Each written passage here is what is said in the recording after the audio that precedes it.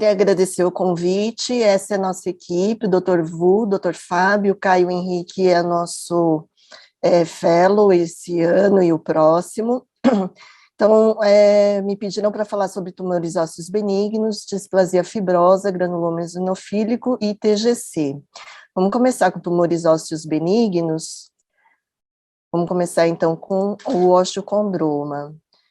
O osteocondroma, por definição, é uma projeção óssea coberta por cartilagem que nasce na superfície do osso. Aqui um exemplo na fíbula, e caracteristicamente ele é uma contiguidade da medular do osso em direção ao osteocondroma. Então aqui na ressonância a gente vê a medular da fíbula continuando aqui dentro da medular do osteocondroma. O local, ele é o primeiro tumor benigno mais comum, a localização mais frequente é na metáfise do fêmur distal, tíbia proximal e húmero proximal, correspondendo a 50% dos casos. Eles podem ser sésseis, com a base larga, ou pediculados com a base estreita.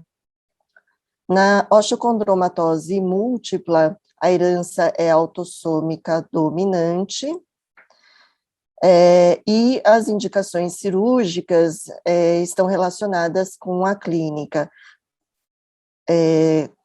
Nos casos de compressão neurovascular, como nesse caso que está comprimindo aqui na região poplítea, causando essa compressão vascular, casos de dor por atrito mecânico, por compressão mecânica, atrito mecânico dos tendões, músculos ou causando bursite, nos casos de fraturas do osteocondroma e nos casos de transformação maligna. Caracteristicamente, as transformações malignas podem ocorrer, principalmente o que chama atenção é após a maturidade óssea ter um crescimento ou um quadro de dor. Isso deve chamar a atenção, porque o osteocondroma deveria parar de crescer nessa fase, e se houver um crescimento, é uma suspeita de malignização. A transformação maligna no osteocondroma solitário, ele é raro, ele é menos de 1%. Agora, nas exostoses múltiplas hereditárias, ele já aumenta para 10%. Geralmente, a transformação maligna, ela ocorre entre 20 e 40 anos de idade. O encondroma, ela é uma neoplasia benigna que acontece dentro da medular do osso, daí o nome encondroma. Aqui um exemplo, uma lesão lítica no metacarpo, com pontos de calcificação, causando uma leve insuflação óssea e afilamento da cortical. Ele é o segundo tumor benigno mais frequente, acomete a segunda a quinta décadas de vida, a maioria ela é solitária, aqui um exemplo na região proximal da falange. A localização mais frequente é nos ossos tubulares da mão, correspondendo a 40% dos casos. E quando ocorre fora dos ossos da mão, o principal diagnóstico diferencial é o condrosarcoma grau 1. Aqui um exemplo no húmero proximal e no fêmur distal. A maioria dos casos são assintomáticos e são achados incidentais, e quando tem sintomatologia, o principal sintoma é dor. E também podemos ter como primeiro achado a fratura patológica. As encondromatoses múltiplas, existe a doença de Ollier, que é a encondromatose múltipla hemilateral, e a síndrome de Maffucci, que ela é associada com a hemangiomatose. Aqui um exemplo dos hemangiomas aqui na mão, e o quadro de encondromatose múltipla com vários encondromas distribuídos pelo corpo. Lembrando que na histologia, o aspecto é esse aspecto azulado, devido às proteoglicanas. Os condrócitos, eles têm esses aspectos lacunares, então esse fundo branco nas células, A cromatina ela pode ser tanto frouxa quanto mais condensada, e as células também podem ser binucleadas. Então, os encondromas, a maioria são solitários, e a malignização ela é rara nesses casos, é menos de 1%. Quando ocorre a malignização, ela é mais frequente na cintura pélvica e escapular, e nas encondromatoses múltiplas, ela já é mais frequente a malignização. Ela chega a 25% nos casos dos Ollier, e ela chega a 50% nos casos de Maffucci, e geralmente ocorre nos 35 a 45 anos de idade. O tratamento do encondroma é cirúrgico nos casos de sintomatologia ou para prevenção de fratura patológica. Ela é tratada com curetagem e enxertia. O condroblastoma é uma neoplasia benigna que ocorre na região epifisária dos ossos, ela também pode acontecer na região apofisária, e ela é constituída por células condroblásticas. Aqui um exemplo na região epifisária do fêmur proximal, uma lesão lítica com esse halo de esclerose, e o que caracteriza a lesão cartilaginosa é esses pontos de calcificação. Normalmente, o condroblastoma, ele não atravessa a fise de crescimento, mas a partir do momento que há o fechamento da fise, ela pode atravessar para a região metafisária. Ela acomete principalmente a segunda década de vida, então é mais comum no esqueleto imaturo, e a localização mais frequente é no húmero proximal, tíbia proximal, fêmur distal e fêmur proximal. A clínica, a manifestação mais frequente é dor e edema. O condroblastoma, ele dá bastante edema. Então, aqui de novo, a característica radiográfica, né, a lesão lítica com calcificação. Aqui um outro exemplo, também com a fise já em fechamento, então ele já teve a passagem para a região metafisária, lesão lítica. Aqui a gente não vê tanta calcificação, mas aqui para mostrar na ressonância essa característica do edema. Então a gente vê que tem bastante edema na medular óssea e em partes moles também. Isso é uma característica importante do condroblastoma. E na patologia, uma característica do condroblastoma é a tela de galinheiro, que ele faz essa calcificação na membrana das células, lembrando uma tela de galinheiro. O tratamento é cirúrgico, com uma ressecção intralesional, a curetagem, a adjuvância local para diminuir o risco de recidiva, que pode ser com fenol, nitrogênio líquido ou eletrocauterização, e enxertia. Lembrando que ele pode dar metástase pulmonar em menos de 6% dos casos. Vamos falar agora sobre osteoma osteoide, que é um tumor formador de osso benigno. Normalmente o tamanho dele é menos de 2 centímetros e o crescimento dele é limitado. Aqui um exemplo no fêmur proximal, o tumor é essa área lítica. Caracteristicamente o osteoma osteoide ele faz essa reação esclerótica ao redor do nidus. A localização mais frequente é no fêmur e na tíbia. E quando ele acomete a coluna, a região mais frequente é na região dos elementos posteriores, aqui a lesão lítica. Lembrando que o osteoma osteoide ele pode dar essa lesão blástica no interior do nicho, ou nidus. A dor é o sintoma mais frequente, e ele é tipicamente uma dor que melhora com salicilatos anti-inflamatórios, e é uma dor que caracteristicamente é noturna.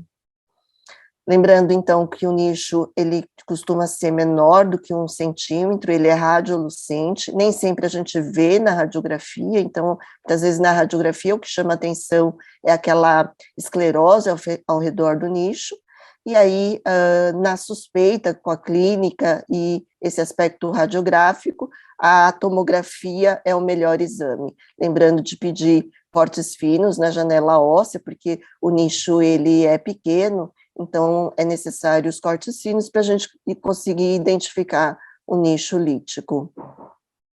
Aqui lembrando novamente que pode ter uma área blástica central, que é um tumor formador de osso, né? Então a gente pode achar essa área central, blástica. Ele pode ser tanto cortical quanto medular, ele pode acometer tanto na cortical quanto na medular. E o tratamento pode ser feito tanto com salicilatos e acompanhamento, porque em alguns casos são autolimitantes, podem se resolver em torno de 2 a 6 anos. O inconveniente é você fazer um tratamento prolongado com anti-inflamatório. Então, nesses casos, o tratamento é cirúrgico, com ressecção do nicho, ou, mais recentemente, com a ablação térmica com radiofrequência. Vamos passar agora para a displasia fibrosa. A displasia fibrosa é uma neoplasia osteofibrosa benigna, que acomete a medular, ela pode ser tanto solitária quanto multifocal, e causa essa distorção do osso, ele causa o crescimento de um tecido fibroso na medular. Ele é mais frequente na primeira e segunda décadas de vida, é mais frequente a forma monostótica, que é 6 a 10 vezes mais comum que o tipo poliostótico. A maioria é assintomático, de achado incidental, e a poliostótica ela pode estar confinada a uma extremidade do osso, do membro, ou no hemicorpo, ou pode ser também difuso no corpo. Aqui um exemplo na região da costela.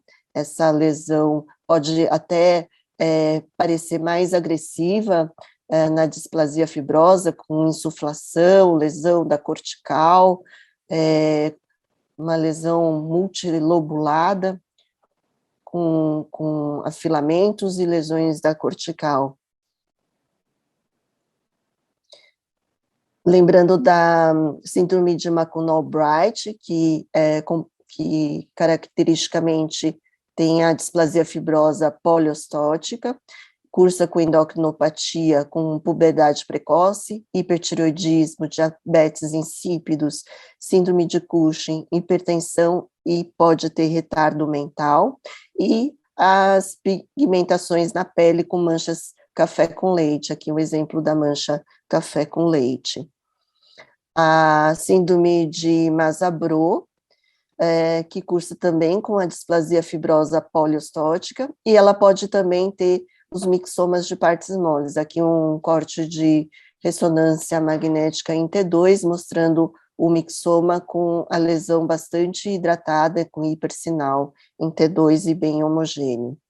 No raio-x, a displasia fibrosa tem essa característica de vidro fosco ou vidro despolido, que a gente vê esse aspecto mais branco, leitoso do osso. Então, embora seja uma lesão lítica, ele tem esse aspecto mais branco no fundo.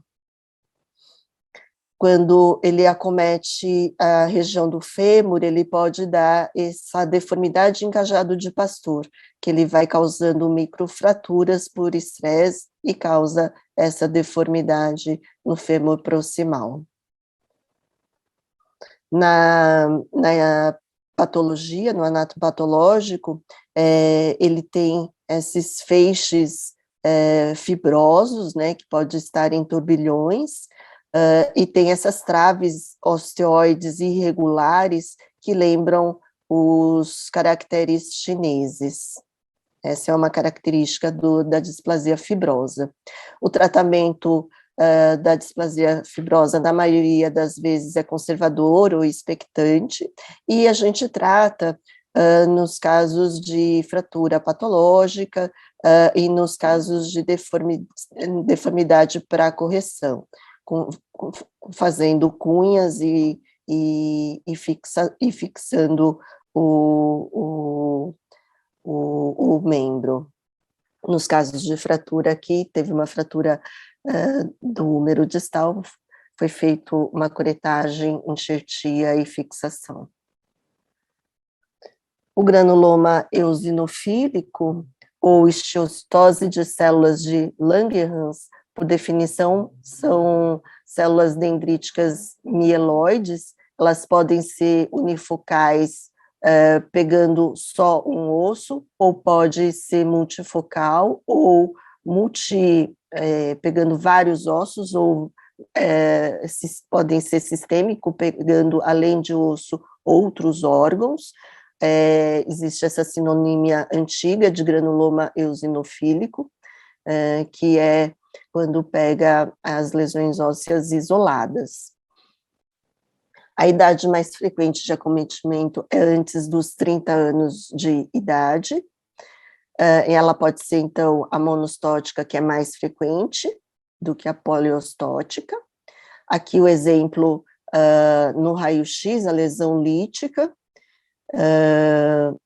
e uma característica no raio-x é essa lesão, buraco no buraco. Então, a gente vê um buraco maior com buracos menores dentro do buraco maior. E na tábua óssea, aqui várias lesões também com buracos maiores dentro de buracos menores. Os sintomas mais frequentes é dor e edema, pode ter febre nos casos mais sistêmicos, e os locais mais frequentes de acometimento é crânio, vértebra, ossos longos, aí nos ossos longos os mais frequentes é fêmur, húmero, tíbia, e pode pegar também ossos chatos, ilíaco e escápula. As doença de Heinz-Schüller-Christian, que é a forma crônica, que tem essa tríade de lesões osteolíticas múltiplas, exoftalmia, que pode ser uni ou bilateral, e o diabetes insípidos, por acometimento da glândula pituitária, a doença de Letter-Seeley, que é uma forma maligna, aguda, e que acomete crianças de baixa idade, normalmente antes dos 3 anos de idade, que dá acometimento de lesões ósseas múltiplas, linfonodomegalias, pancitopenia, leucemia aguda, petequias cutâneas generalizadas, hepatoesplenomegalia, e geralmente a criança muitas vezes vai a óbito. Aqui outro exemplo radiográfico da lesão lítica, muitas vezes dá um aspecto agressivo com lesão da cortical, pode dar muito comprometimento de partes moles e fazer diagnóstico diferencial com Ewing. Aqui a gente vê uma reação lamelar grossa, que pode fazer diagnóstico diferencial também com osteomielite, né, por conta dessa lamelar grossa, lembrando que a lamelar grossa lembra uma lesão de crescimento mais lento. Aqui, mostrando o acometimento vertebral, da vértebra plana de Calvé, então ele pode dar essa deformidade. Na cintilografia óssea, lembrando que 30% dos casos ele pode ser negativo, então aqui a gente vê que tem a captação no úmero e no quadril, mas essa criança tem também acometimento no fêmur, e aqui ele deu negativo. Na histologia, as células de Langerhans têm esse aspecto de feijão, com ranhuras nucleares, que tem esse aspecto no centro com essa linha no núcleo, que é uma característica, e muitas eosinófilos, né? Então a gente vê essas células com citoplasma eosinofílico, bem vermelho, tá? É uma característica do granuloma eosinofílico ou histiostose de células de Langerhans. CD1A positivo, a histiostose de células de Langerhans são CD1A positivo e S100 positivo. Na microscopia eletrônica também é uma característica, os grânulos de Birbeck, que são esse aspecto de raquete de tênis. A monostótica, o tratamento é curetagem com enxertia, pode ser tratado também com infiltração de corticoide, metilprednisolona, é uma lesão que responde muito bem a metilprednisolona, então a nossa experiência é com uma resposta muito boa, normalmente com uma infiltração ela já se resolve. Tem alguns serviços que faz radioterapia em baixa dose também, e tem relatos de remissão espontânea. Então, aqui um exemplo de infiltração com metilprednisolona.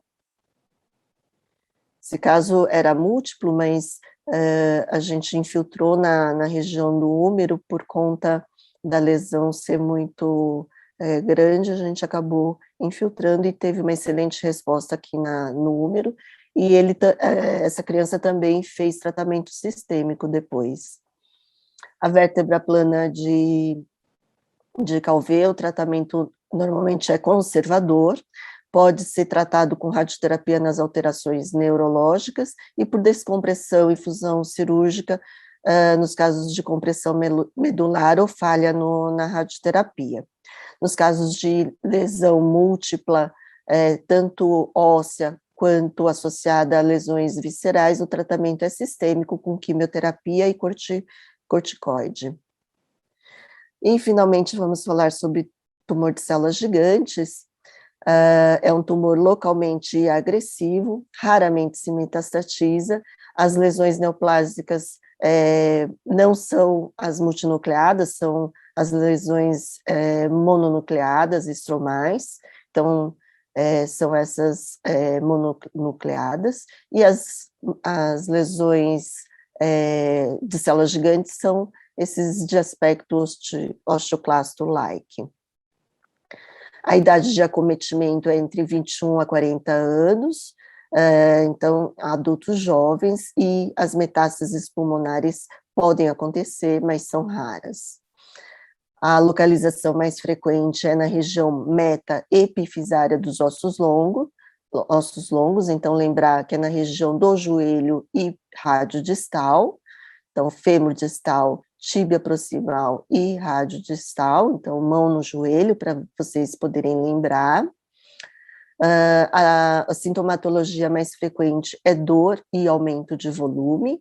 Aqui um exemplo na ressonância magnética, uma lesão em T1 com isosinal, em T2 com hipersinal, aqui com fino halo de esclerose ao redor da lesão e com edema ao redor da lesão. E o TGC, ele pode ter hemosiderina no interior, então ele pode eventualmente ter áreas de baixo sinal em T2 também, então ele pode ser heterogêneo na imagem em T2 por conta da hemosiderina. Na região, então, de acometimento metafisário, metaepifisário, de adultos jovens, então com a fise já fechada, é uma lesão lítica, normalmente bem delimitada, excêntrica, sem halo de esclerose. Quando tem halo de esclerose, ela é bem fina, ela pode dar insuflação, pode dar rompimento de cortical, como nesse caso aqui do rádio distal. Aqui mais um exemplo na ressonância de isosinal, insuflação da cortical posterior, aqui imagem com contraste para diferenciar do cisto ósseo aneurismático, né? Lembrando que com o contraste, por ser uma lesão sólida, ele vai realçar difusamente. Se fosse um cisto ósseo aneurismático, o realce estaria só na periferia, porque ele não teria vaso no interior.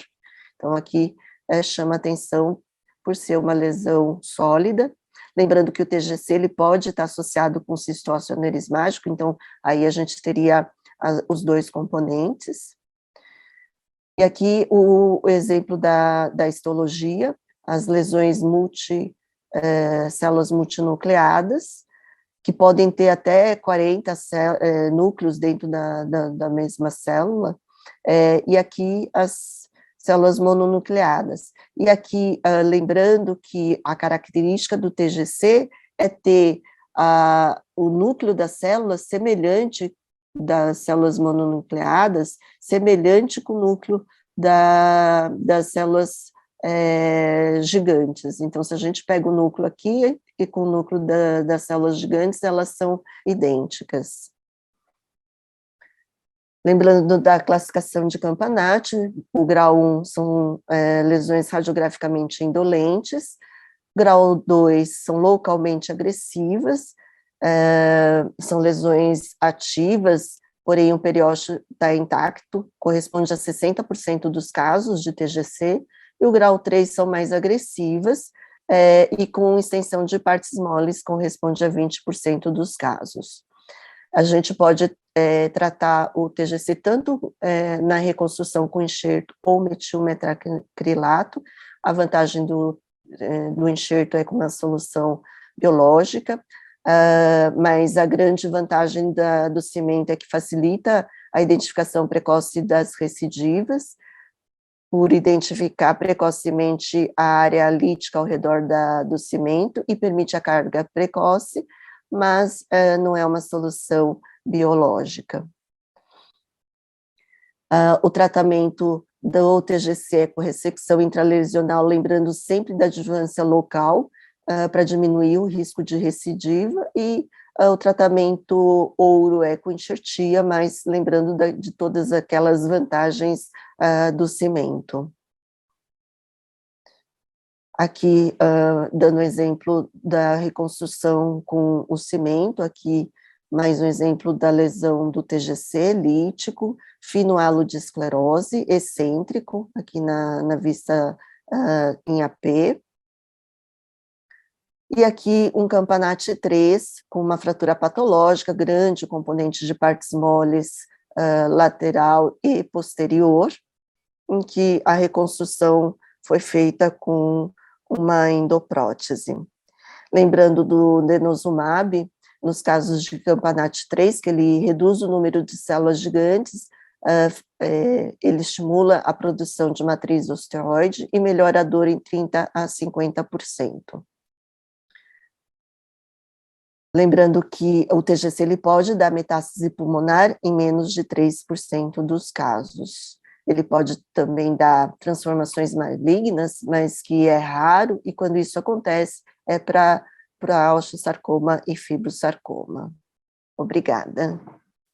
Primeiramente, bom dia, sou Anderson Rodrigues, assistente do grupo de Oncologia Ortopédica da Santa Casa de São Paulo. O grupo é composto pelo chefe do grupo Eduardo Sadal Yanamini, doutora Bruna Buscarino, doutor Hélio Consentino. Os nossos sêniores aí. Dante Amato, Fernando Flores, Felipe Magno.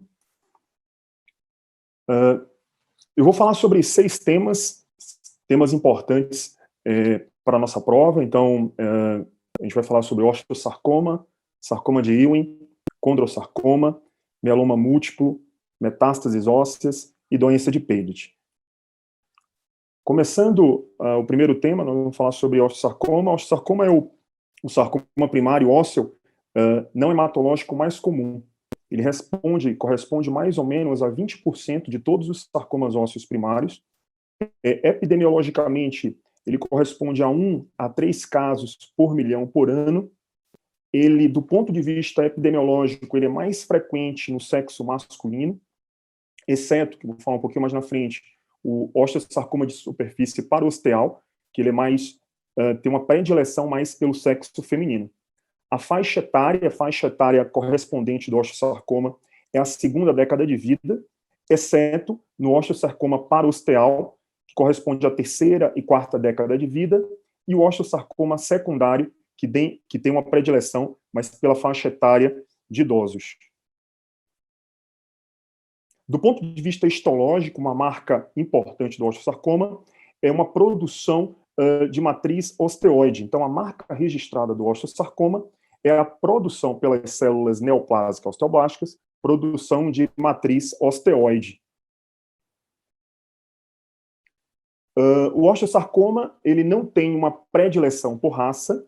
A maioria dos osteosarcomas, a causa é esporádica, né, sem uma relação hereditária. Existem algumas síndromes genéticas que aumentam o índice de desenvolver o osteosarcoma, como a síndrome de Li-Fraumeni, a síndrome de Rodman-Thompson e o retinoblastoma hereditário. Do ponto de vista de localização, o osteosarcoma, a marca do osteosarcoma, é uma localização do ponto de vista longitudinal do osso, na região metafisária. E a localização mais comum ali é no fêmur distal, tíbia proximal e húmero proximal, onde há um turnover, um mecanismo de crescimento mais rápido nessas regiões. Do ponto de vista clínico, a dor é o sintoma mais comum, e corresponde a 25% dos pacientes com dor noturna. Como falei, a localização mais comum do ponto de vista longitudinal é a região metafisária, sendo 10% dos osteosarcomas diafisários e 1% epifisário. Um aspecto importante radiográfico para a prova é a reação periosteal, que é a forma como o periósteo ele reage ao crescimento do tumor. Temos aí a forma espiculada em raios de sol ou triângulo de Codman. O sítio mais comum de metástase é o pulmonar, por isso a importância do nosso estadiamento do osteosarcoma, a importância da tomografia de tórax nos exames para o estadiamento, onde aí, que os livros mostram, o Campbell, 15% dos pacientes têm metástase pulmonar já no momento do diagnóstico do osteosarcoma. No nosso estadiamento, então eu falei sobre a tomografia de tórax, com a disseminação hematogênica, a disseminação pulmonar, metástase pulmonar. A cintilografia óssea é importante com tecnécio para o estadiamento sistêmico, para afastar outras metástases ósseas. Então, mostrando a captação, se há em um lugar ou em outros locais. E há também a presença de skip metástase, que é a presença de lesões ipsilateral no mesmo osso ou no osso ipsilateral articular. Do ponto de vista de classificação, a importância a gente divide os osteosarcomas em osteosarcoma primário e osteosarcoma secundário.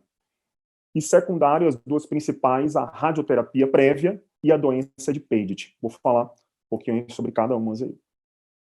Do ponto de vista do osteosarcoma primário, ele se divide em osteosarcoma central e osteosarcoma periférico, sendo os osteosarcomas centrais, eles subdivididos em osteosarcoma convencional, osteosarcoma intramedular de baixo grau, osteosarcoma telangiectásico, osteosarcoma de pequenas células, e o osteosarcoma periférico em osteosarcoma parosteal, osteosarcoma perosteal e o de superfície de alto grau.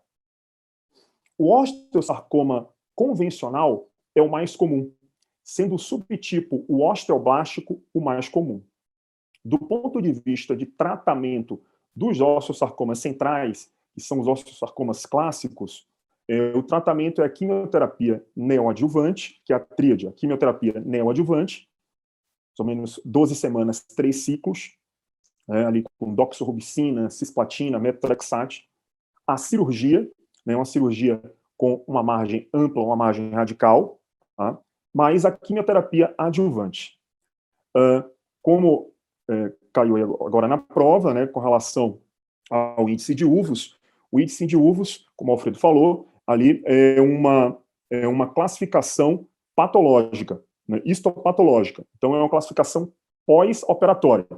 Então, o paciente ele é submetido à quimioterapia neoadjuvante, né, por 12 semanas, a ressecção com margem ampla ou radical, e aquela peça ela vai ser enviada para o patologista fazer uma análise do índice de necrose.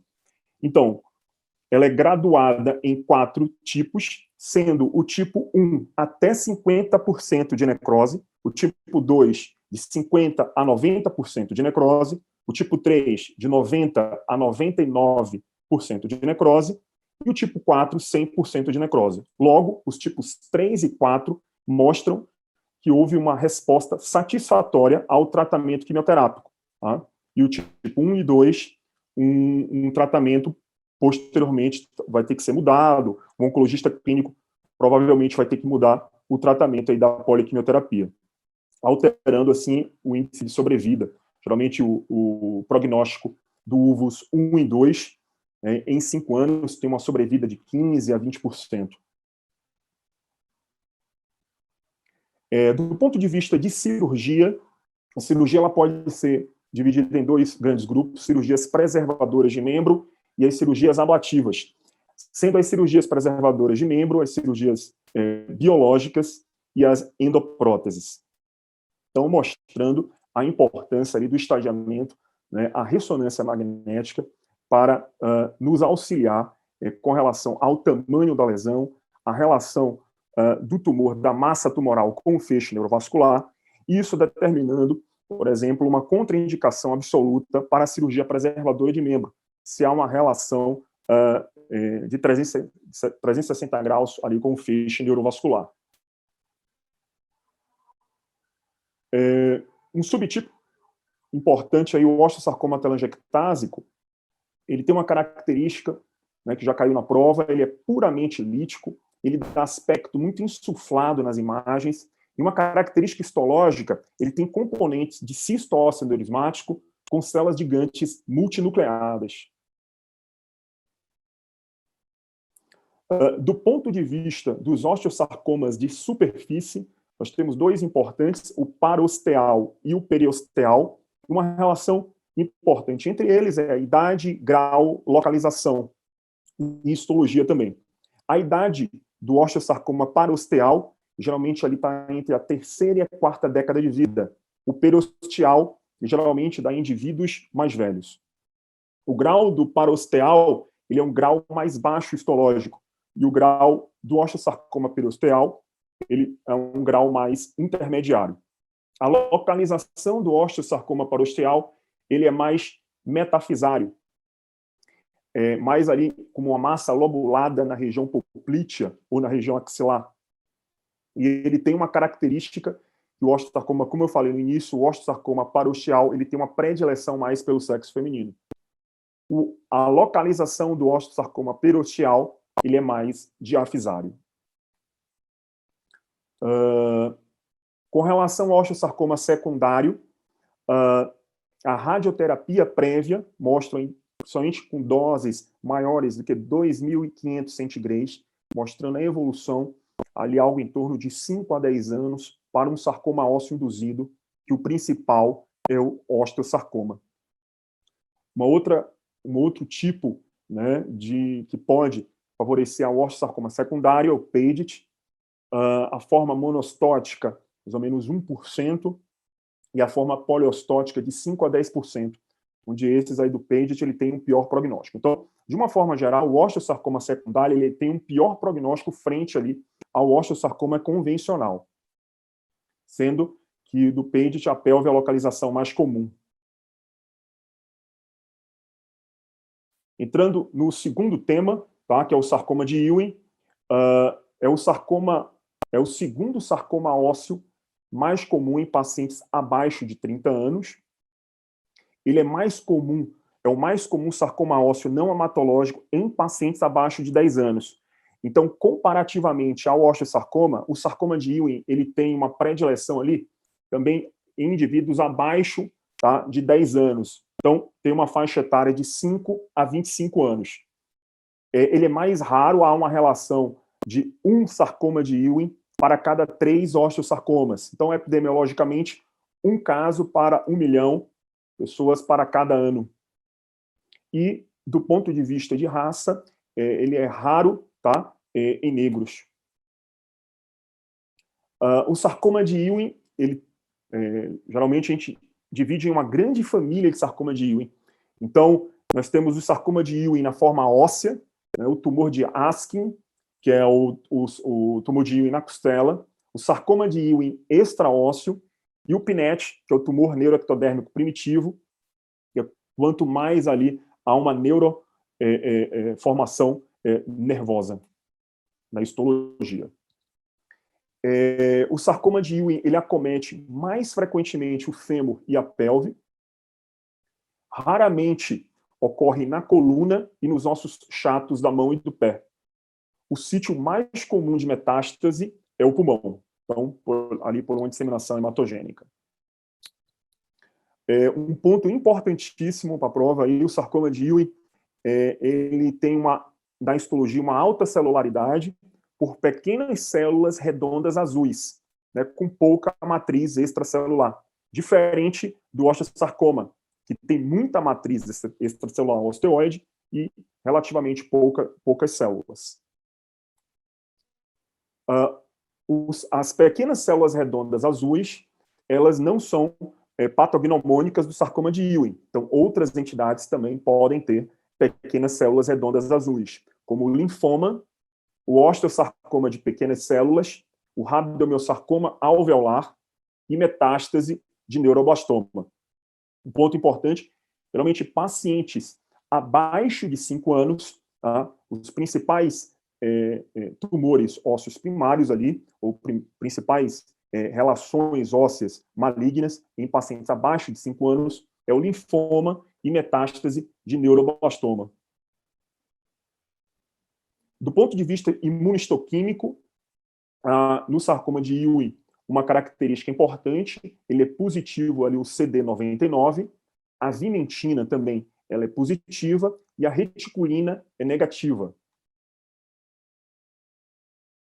Há um teste chamado teste de McManus, né, que é quando é positivo, quando o ácido periódico de Schiffer ele cora ali o glicogênio intracelular.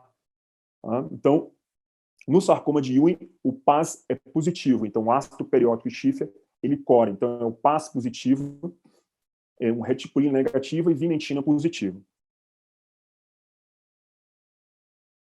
Um ponto importante também é a translocação cromossômica do sarcoma de Ewing. Em mais de 90% dos casos de sarcoma de Ewing, uma translocação cromossômica ali no cromossomo 22, que há a formação de uma proteína quimérica EWS-FLY1, e isso faz com que haja uma desregulação do ciclo celular, promovendo, assim, a neoplasia. Uma característica importante do sarcoma de Ewing é a dor progressiva, tá? E geralmente há sintomas constitucionais associados. Por exemplo, diferente do osteosarcoma, que às vezes é mais só dor, tá? No sarcoma de Ewing, há muitos sintomas constitucionais, às vezes pode haver febre, elevação de provas inflamatórias, e um diagnóstico importante diferencial é a osteomielite.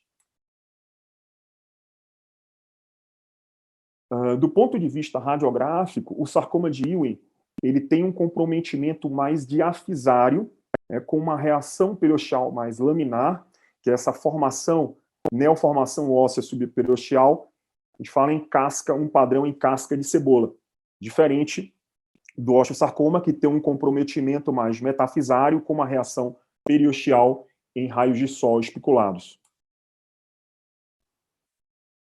O tratamento do sarcoma de Ewing, ele é um tratamento quimioterápico neoadjuvante, né? Então, o paciente é um paciente que ele chega, ele faz aquela avaliação inicial, né, uma avaliação radiográfica, o raio-x é importantíssimo, tá? A ressonância magnética para avaliar toda a extensão do tumor, e do ponto de vista sistêmico, a tomografia de tórax, a cintilografia óssea, tá? E posteriormente a biópsia óssea. Com essa confirmação histopatológica, o paciente ele é submetido à quimioterapia neoadjuvante, tá? Geralmente ele por 12 semanas, com agentes quimioterápicos como a vincristina, ciclofosfamida, ifosfamida, etoposide, tá? Posteriormente, esse paciente ele é reestadiado, e aí esse paciente ele é submetido ali à cirurgia. Tá? O sarcoma de Ewing, diferentemente do osteosarcoma, ele é muito radiosensível. Tá? Então, a radioterapia ela pode ser uma complementação pós-operatória, principalmente às vezes quando a margem ela sai uma margem exígua, ou às vezes quando não dá para fazer um tratamento cirúrgico, o qual às vezes pode levar o paciente muito a efeitos deletérios. Então, às vezes, pode ser ofertado principalmente em cirurgias irressecáveis, cirurgias localizadas na pelve, que o tratamento cirúrgico é um tratamento muito desafiador. Então, do ponto de vista da cirurgia, o sarcoma de Ewing ele abre esse precedente, às vezes, para um tratamento radioterápico. Do ponto de vista do pior prognóstico, o sarcoma de Ewing ele tem, né, a depender de pacientes acima de 12 a 15 anos, isso eleva a piora do prognóstico, né, sintomas constitucionais ali laboratoriais com LDH elevado, presença de sintomas sistêmicos. O terceiro tumor que a gente vai apresentar, que é o condrosarcoma, é um tumor maligno que tem células as quais produzem matriz cartilaginosa desorganizada. 9% das lesões ósseas malignas primárias correspondem ao condrosarcoma, tá? E a mais comum lesão maligna óssea da mão primária, o condrosarcoma. Ele se subdivide em dois grandes grupos, os condrosarcomas primários e os condrosarcomas secundários. O condrosarcoma primário ele pode ser subdividido em condrosarcoma convencional, condrosarcoma de células claras, condrosarcoma desdiferenciado e condrosarcoma mesenquimal. Eu vou pontuar as características de cada uma. E o condrosarcoma secundário, qual ele se desenvolve a partir de uma lesão cartilaginosa benigna. Do ponto de vista dos primários, é importante que a faixa etária, geralmente, é entre 40 a 60 anos, e os condrosarcomas secundários, uma faixa etária entre 25 a 45 anos. Então, os condrosarcomas secundários, ele tem uma faixa etária menor que os condrosarcomas primários. Do ponto de vista de um subtipo, que é importante saber, o condrosarcoma de células claras, ele tem um padrão eminentemente epifisário, a localização mais, a predileção dele mais é pelo fêmur proximal, e na sua histologia tem componentes aí de células gigantes multinucleadas. O condrosarcoma convencional ele é mais comum na pelve, fêmur proximal e úmero proximal. O quadro clínico é variável, desde quadros assintomáticos, tá, a quadros dolorosos, a quadros compressivos, por conta do crescimento, muitas das vezes, lentificado dessas lesões. Outro ponto importante para a prova são as relações entre osteocondroma solitário, a forma exostose múltipla hereditária, a osteocondromatose múltipla hereditária, a doença de Ollier, que é a encondromatose múltipla hereditária, e a síndrome de Maffucci, que é a Ollier mais presença de hemangiomas. Então, do ponto de vista da sarcomatização para condrosarcoma, a depender dessas entidades, há uma sarcomatização maior. Então, osteocondroma mais ou menos perto de 1%, osteocondromatose de 5% a 10%, doença de Ollier 25% para sarcomatização e Maffucci 40% para sarcomatização de condrosarcoma. Há outras entidades que podem desenvolver condrosarcoma, como condromatose sinovial, fibroma condromixoide, condroblastoma, e alguns também como displasia fibrosa. O tratamento do condrosarcoma é importante, que ele tem uma característica diferente do osteosarcoma e do condrosarcoma. Geralmente, ele é radioresistente, tá?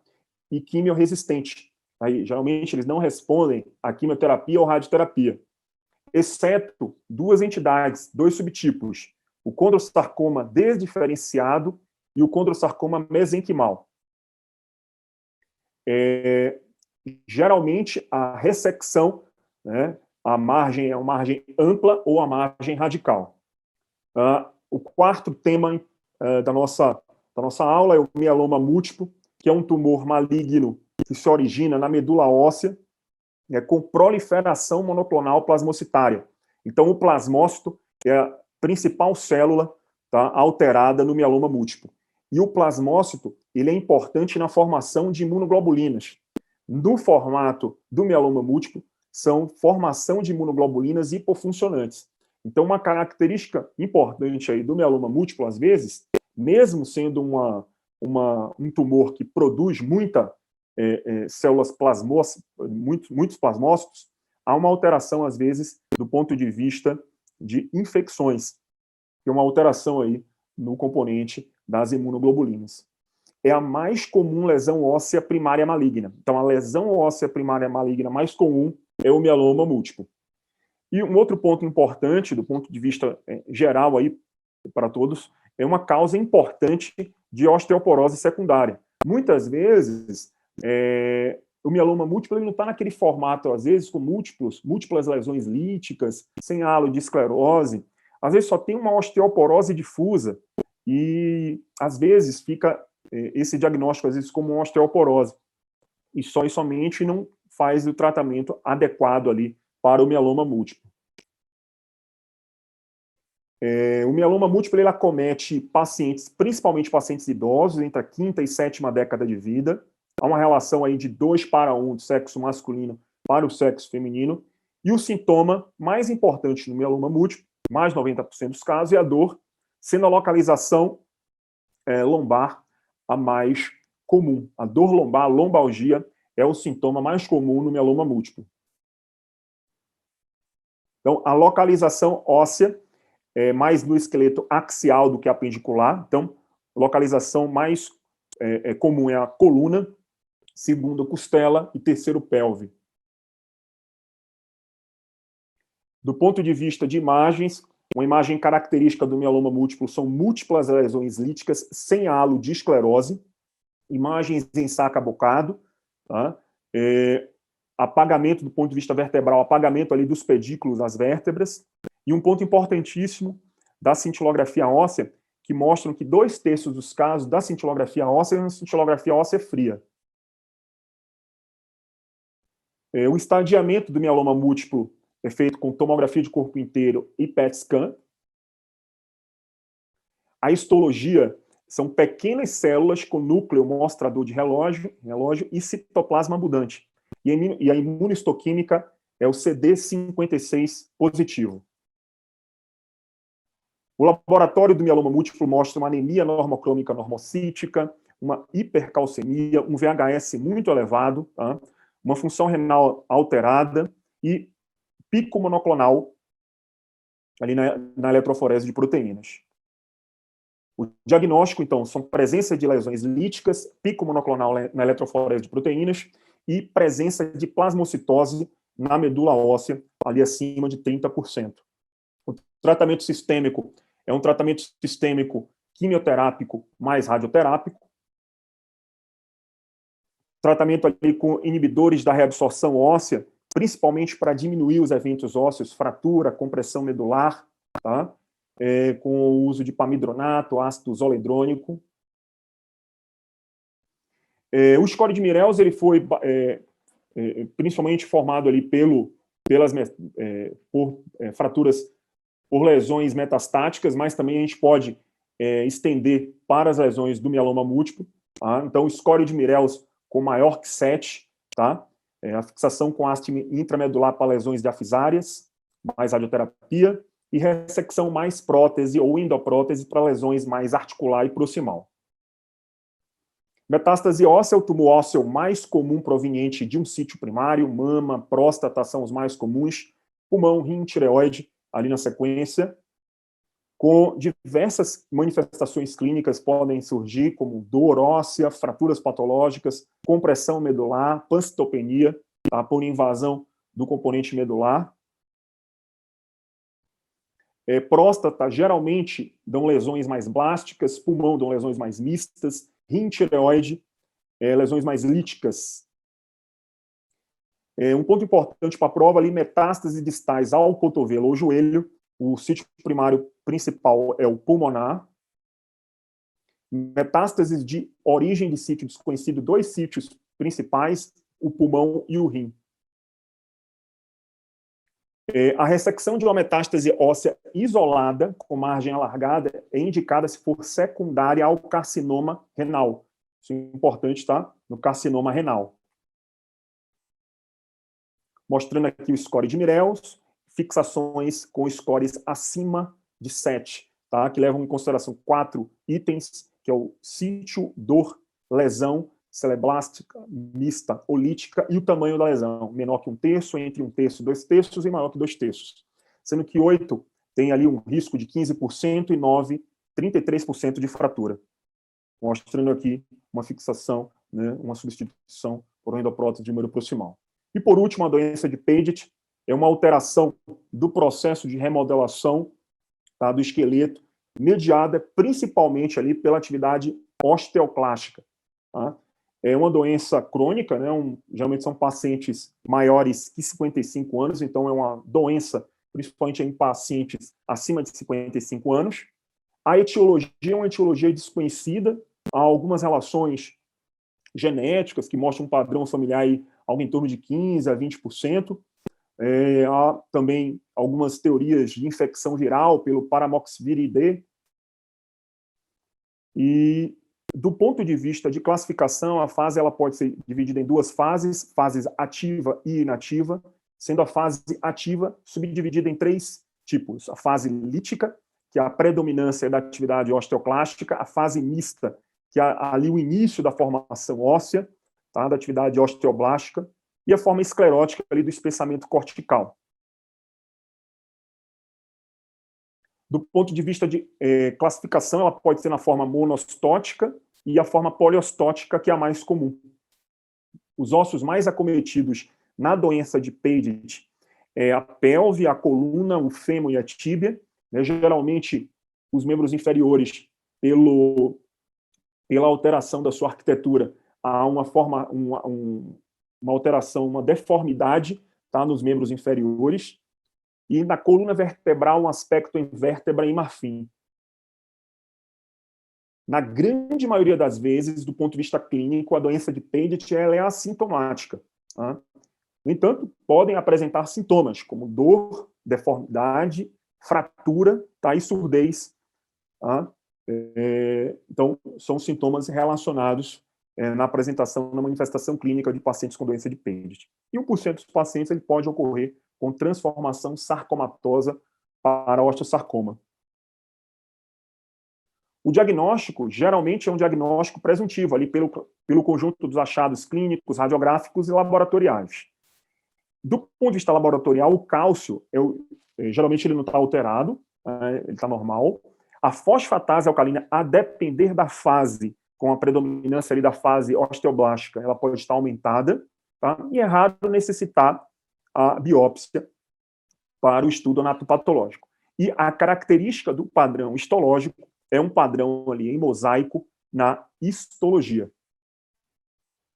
Então, pelas diversas fases, né, ao mesmo tempo, né, que podem acontecer naquela mesma faixa óssea. Do ponto de vista de tratamento da doença de Paget, né, o algoritmo pacientes assintomáticos a acompanhar. Né, pacientes sintomáticos, a gente pode fazer ali o uso de bifosfonatos, tá? E do ponto de vista cirúrgico, corrigir as deformidades existentes, principalmente ali em membros inferiores, né, se for uma queixa clínica do paciente, e fraturas. Lembrando que a consolidação das fraturas na doença de Paget, ela é mais devagar comparado ao osso normal. Obrigado.